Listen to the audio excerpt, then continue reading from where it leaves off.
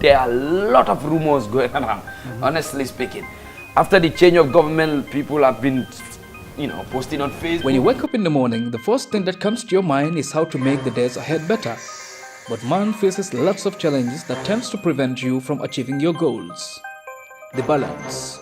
But it's very dangerous if young people are in a country and they don't have jobs.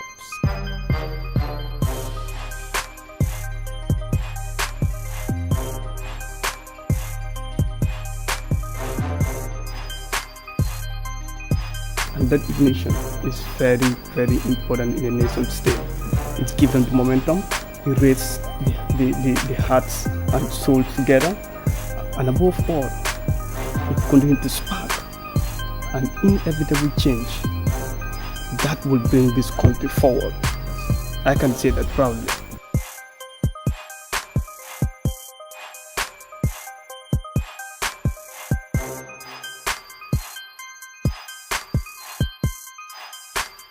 Because at times they can also have the market, but they cannot even meet the demand.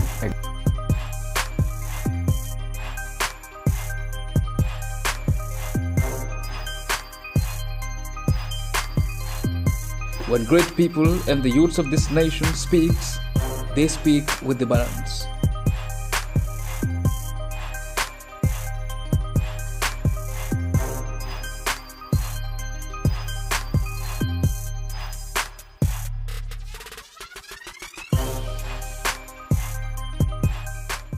Yes, good evening, viewers.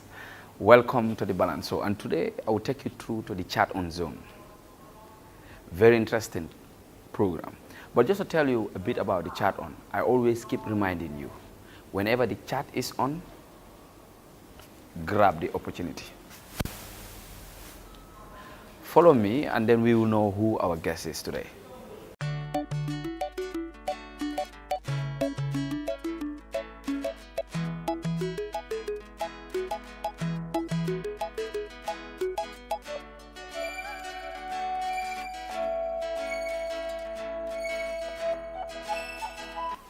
Good evening, viewers, and once again, welcome to The Balance on the chat. So I keep reminding you, whenever the chat is on, grab the opportunity.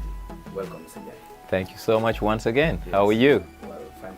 Wonderful. Like I told you, we have Mr. Njang Njie, very famous. Most of you know him very well.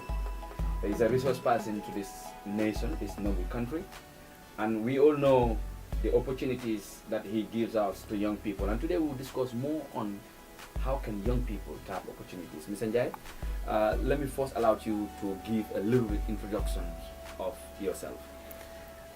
Thank you so much, and thanks for having me on your show. I am Njang Njie, another Gambian. I'm an economist by training and a communicator equally, but I'm also a social commentator who wants to talk about issues that affect and impact Gambians, especially as it relates to public policy and what I feel like the government should do for the people. But equally, the people of the country have a responsibility to the state. Are we discharging our responsibility as citizens of this going concern we call the Gambia? Do we have the toolkits that it takes to make sure that we act in the manner consistent with good citizenship and patriotism? I think that's where civic education and enlightenment needs to come in, so that the average Gambian will know his or her responsibility to the state, and equally the state must give back to its citizens. Good. That's a very beautiful one. But let's just come to the first question. We all know over 60% of the youths are youths in this country. And then most of them will be in search of a job, to have a better job or a good job for that matter.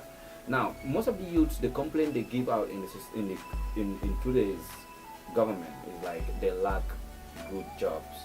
Not only jobs, but they lack good jobs. Now, is that actually the case, or is just a kind of a rumor from just a small percentage among the youths? Well, I think fundamentally we have a structural problem, and that structural problem needs to be addressed. You're quite right. Gambia is a growing population, a very young population, a dynamic population for that matter. But unfortunately, opportunities are far and few.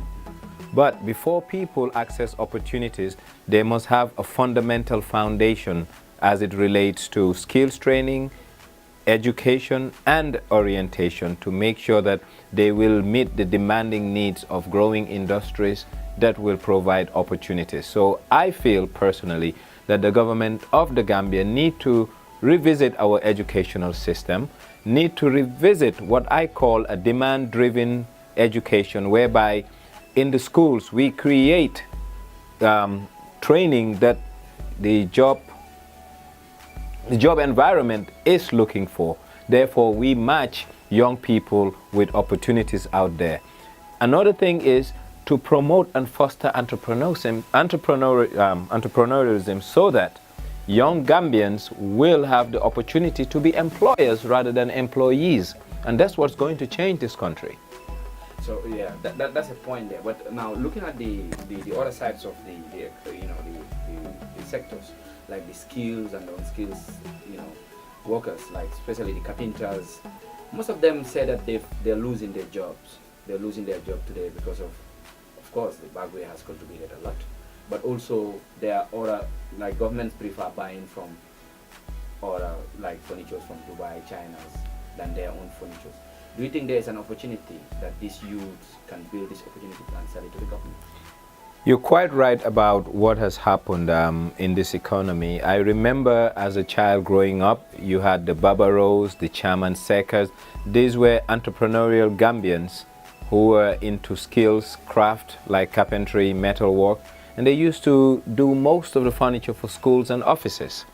That is no longer the case. And you cannot build a country by way of import.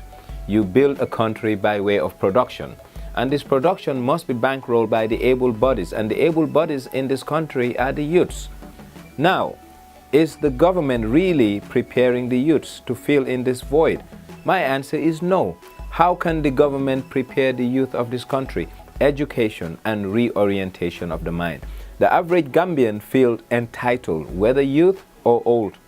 We feel like we have a right and we are entitled. That's the first mindset we need to get rid of and understand that in building a country, we all have to sacrifice. But the future lies in today's youth. And today's youth are not well equipped to be the leaders of tomorrow. And that's where government has failed. And this is not something new as it relates to this dispensation. It's not only during Yaya Jammeh days, but also during Jawara days. The youth folk has been marginalized, and investments into youths has been more of a lip service than a reality if you look at our global budget as a country and how much we expend on youth development. That's very true. You've talked about entrepreneurs, like being an employer for yourself, like employ yourself rather than seeking for a job outside. Let's talk about deep down in that aspect, because most of the Gambians don't believe in the skills Gambians have. Are you one of them? My answer is yes, and my answer is no. The reason why I say I am one of them, I think in Gambia, it's easy for someone to call themselves a master craftsman, meaning they have learned the trade. See, apprenticeship is something that Gambians have put on the wayside, and everyone is an expert. If you look at furniture, you look at masonry, you look at tiling, you look at plaster as it relates to ceiling. Most of it is non-Gambians who are doing it because they have allowed themselves to go through a rigorous practice called apprenticeship, which Gambians don't have. So what needs to happen is we need men to take in charge. A lot of young people train them, but the young also must have patience to know that skills acquisition doesn't come overnight. It's an accumulation of time. The youth understand that they can do that.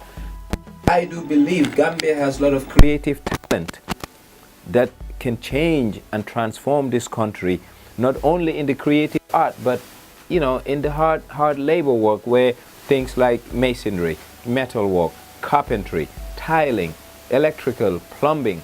But the Wolofs will say, "Lon nanguta neka talibem do neka serinyam," and that is the problem that this country is faced with. The youth want to actualize overnight, and in actualizing overnight, you miss the point. And when you miss the point, you lack the skill set that you need to be a master. Exactly. That's a very good point, though others might disagree with you, but that's what the chat is all about. And let's just go in to the opportunities. If youths are listening to you today, what are the opportunities available that they might not be seeing? Probably you're sitting here seeing most of them, because we're in a higher building. Well, two things before I get into that. You're right, a lot of people may not agree, but see, in life, the cup is half full for some, and for others, the cup is half empty. So it depends on perspectives. But as it relates to opportunities, I believe opportunities abound in the Gambia. There's so many opportunities. But first, before Gambian youths can access these opportunities, mindsets need to change. You go to a place called Spain, Southern Europe. Most of the migrants living the west coast of Africa going to Spain end up being migrant farmers, picking grapes and doing other things that we can do here. I believe there are three areas that can transform this country: fisheries, agriculture, and also the growth of the creative industries, because we have a lot of young people with, talents galore, but they don't have avenues to explore their talents. If government has a concentrated effort to do two things: grow the fisheries sector, agriculture sector, but streamlining youth to say that these will be the drivers of this sector. We can have commercial farming. We can have joint fishery boats whereby a neighborhood, kids from a neighborhood will be trained to man and operate a trawler with a captain who understands the seas. But guess what? They will be trained on how to fish, how to process, how to market, so that this vessel will have kids who are from a particular neighborhood working in a cooperative. They own this thing through a fund. And you know what? They can go out at sea for 3 weeks, come and sell. At the end of the day, all of them can make nothing less than $400 or $500 a month. And that will transform this country. That will change the average kid's life. But first, government needs to see the opportunity that the youth folk we have as the biggest number in our demographic cluster are the people who are going to develop this country. Why shouldn't we give them skill sets and resources to really actualize on the potential that they have? Yeah, that point has been said in the past, and a lot of things have been said on that, and then but most of the time things do not happen. What do you think might be the problem? Because most of the time it is said, but it never happens. I will refer you back to an old Gambian Wolof proverb, Ude bin nimla gisela la owe. The Gambian youth folk for the longest have allowed themselves to be prostituted by the political class of this country. You look at a group called the Green Youths. It's disheartening to see young people, instead of bettering themselves, they're running after an individual. Equally, the political class have failed the youth of this country by using them as political tools. We should worry about developing a country, and if we want to develop a country, we develop the country's biggest asset, called the youth folk. I am of the view that the youths collectively need to change their mindset and see themselves as the game changers in this country. Whoever is elected in this country, you can't be elected if the youth didn't come out and support you, because 6 out of 10 Gambians form that category called youth. So it depends on them understand their collective bargaining power and start asking and demanding from government what they want and what they need. But equally, government must have the foresight that we are going to have a baton handing, and we should have to the next generation, but we should equip them with the right skill set to be viable citizens who can grow this country from strength to strength. Now, we've talked about a lot when it comes to the skills, but there are other areas that are very important, and most of the youth involved in that particular area. And then it looks like the government is sidelining sport. We know sports employ a lot of young people. Now, I just want to bring you back. Probably it is not your basic area, but let's see, in actual fact, don't you think the government should spend more time in developing the sports in the country? Government must do two things, and I will say the first thing is to take the politics out of sports. Number one. Number two, government should see sports as an export. You go to Senegal, Alaji Diouf is an export commodity. Ferdinand Collie is an export commodity, just like how we export groundnuts, how we export cotton, how we export cashew. We should see sports as an export. And if you see it as an export, you invest into it. And investing into sports, meaning having organized sports activities from the kindergarten all the way to high school, so that the best and brightest amongst us in terms of athletics will come out. And once they come out, they will be showcased. And guess what? The world will see their talent. Discrimination doesn't happen where talent is. The Europeans, as much as they may hate a black person, they don't hate what you can do on a football pitch. So if Gambians can create world-class footballers, we will have world-class footballers out there. The reason why we haven't created world-class footballers is not that we don't have skilled young people. We didn't have an organized environment that is devoid of politics. Politics and sports is like water and oil. They cannot mix. So the government must take the politics out of sports and allow sports to be another export commodity for this country. Yeah, that's a beautiful one. I think if the government is listening right now, that's a very good point for them to pick up and solve that once and for all. Politics and sport should be separated. Njang Njie, let me come back to you. Rural area, the rural youths feel like they're marginalized. Do you think this rumors is true, or is just being split out by some individual? It's a statement of fact, and it's rather unfortunate. If you look at Gambia in the 70s to Gambia up to 2016, the rural-urban drift has played a significant role why agricultural production went down. It has created a significant role where the rural economy just died, because government didn't invest in infrastructure and social amenities in the rural areas. So opportunities and access to opportunities are non-existent. Therefore, the rural youth has been forced to leave their homes, their families, and come to the urban area in search of greener pasture. But guess what? And this is why the government and governments in the past have failed. Because when these people come to the urban areas, they put pressure on the social delivery systems in the urban area, hospitals, schools. The reason why we have 2 shifts in one school is because of rural-urban drift.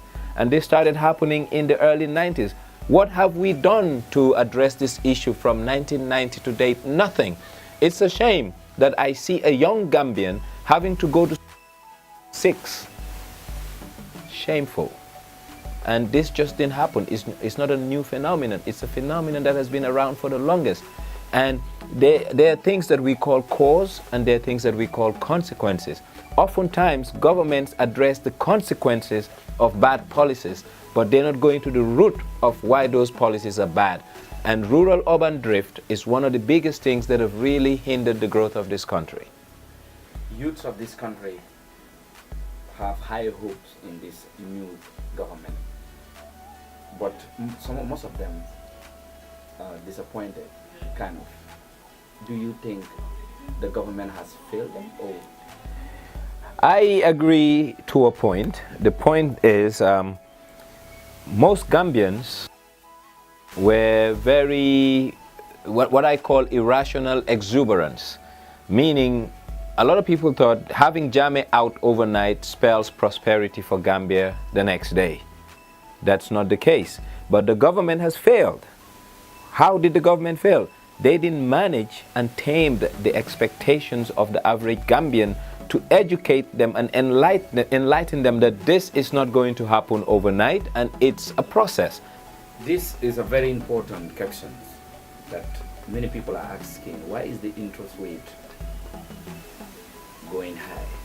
And why is it the dollar going high to other foreign currencies going high? Is it because our dollar C doesn't have good value, or is it because our balance of payment is not correct? This is economics, formula that many people are keep mixing. They say the dollar is going high because the dollar C has no use, or some saying so many things. But you are an economist. I just want you to clear that doubt so that people out there can benefit from this doubt. You see, a currency, any country's currency, backed by production. Outside for your currency to earn equity. The dalasi vis-a-vis the dollar is what it is because Gambia is not producing. We rely on agricultural proceeds, fisheries, tourism, and services. Agriculture has been dwindling for over 18-20 years. Production of groundnut in the 70s is 4-5 times what it is today. Cotton as a commercial product is dead. We don't have cotton in Gambia anymore. Sesame is dead, and these were export-oriented crops. Therefore, dalasi is not having value because we're not producing. You know, on the issue of interest rates, there are two sides of it. There's the borrowing rate, which the banks do what you call prime. That's the interest, what a T-bill is costing, plus their margin. So what has happened? In the past, government used to borrow a lot from the central bank by way of public buying T-bills. That induced the interest rates to go up in the country. Interest rates went as much as 27-28% on T-bills, and for borrowers at the banks, it went up to about 31%. That is not sustainable, and that's not a way to build an economy or a country. While this government has attempted to tame the expenditure pattern of government, thereby controlling borrowing, and that has dampened the interest rates, and interest rates have gone down as it relates to treasury bills. But now, are we seeing a corresponding downward spiral at the banks as it relates to public borrowing? My answer is no. Why?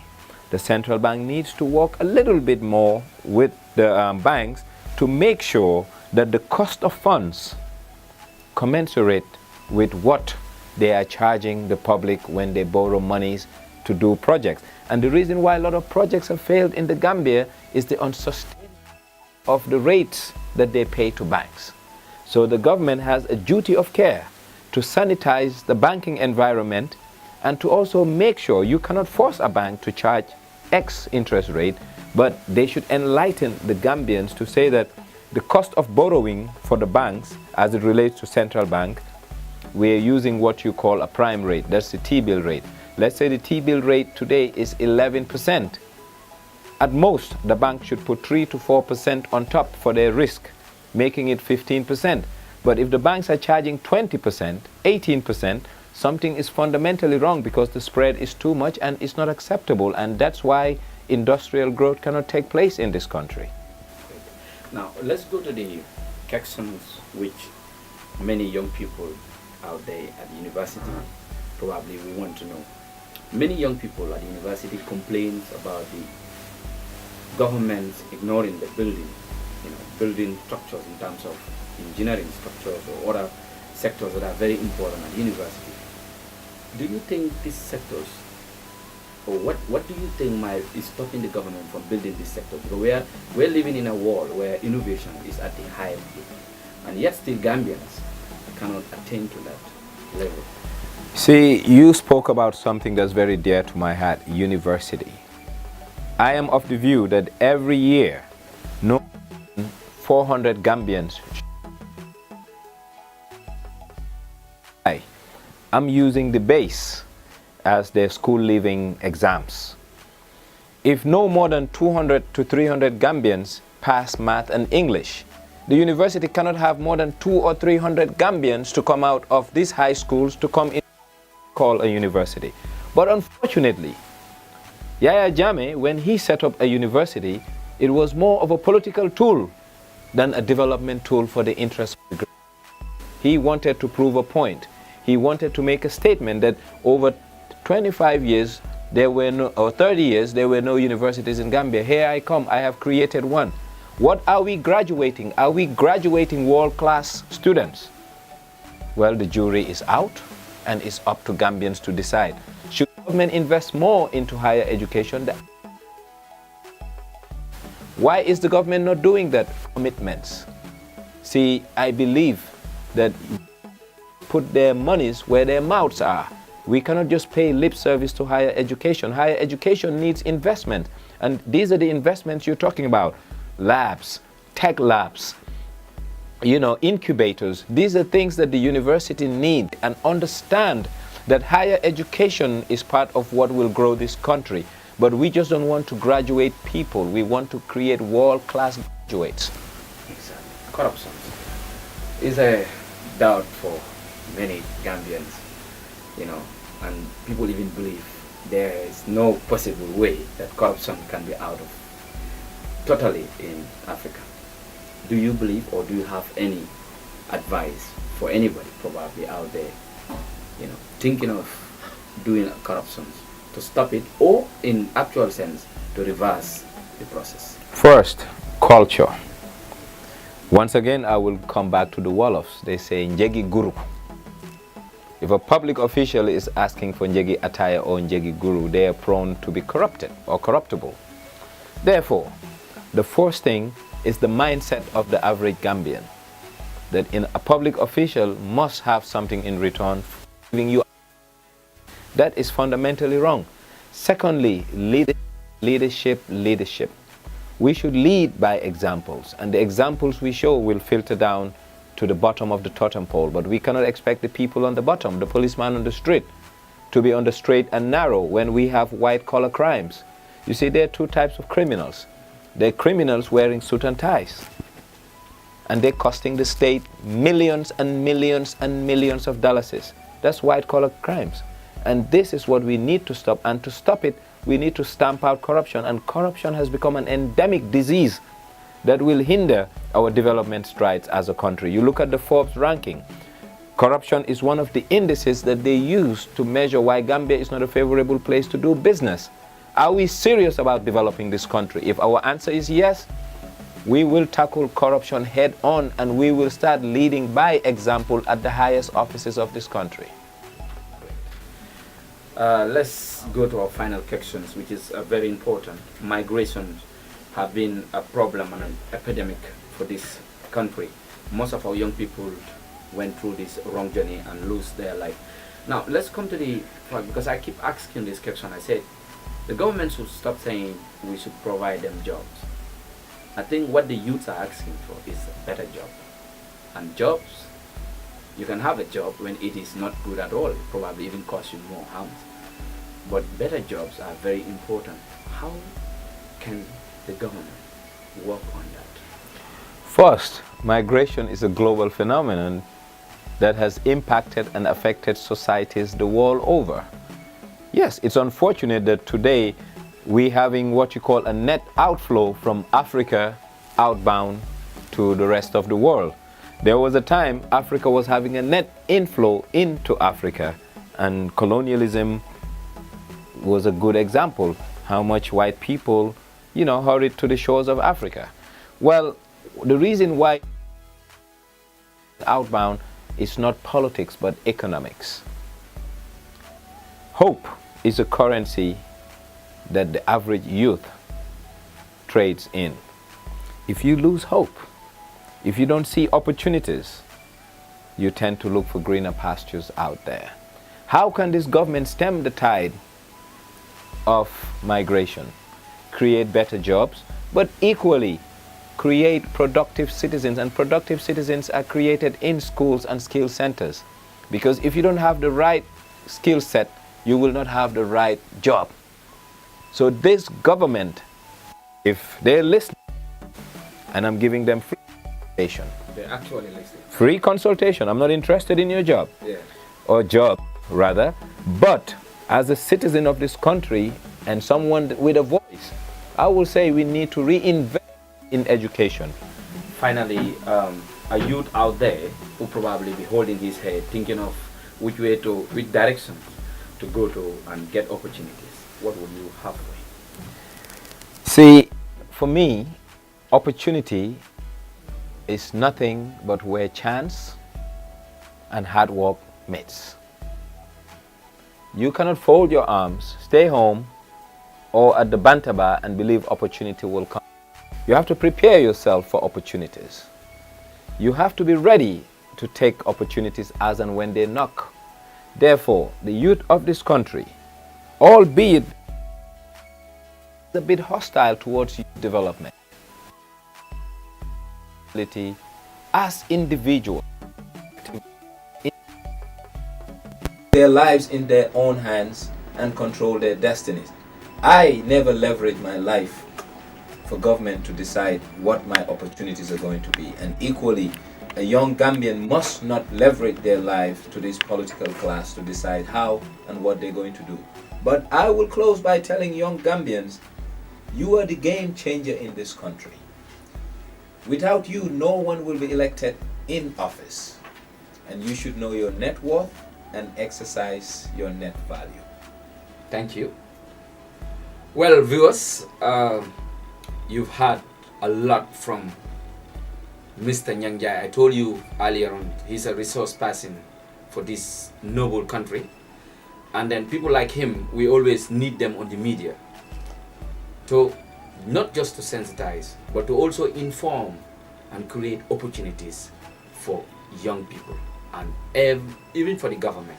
And I guess today, the government and the young people out there has learned a lot from this gentleman, and will definitely keep to that opportunity. All you need to do whenever the chat is on, grab the opportunity. On that note, thank you very much, Njang Njie. Thank you so much, gentlemen. And it was nice having you in my office and sharing my thoughts with the Gambian populace. And this is something I love to do and will continue to do it, because Gambia means a lot to all of us, and without Gambia, our existence is insignificant. Thank you. Great. All right. All right. Thank you once again, and until we see you again, goodbye.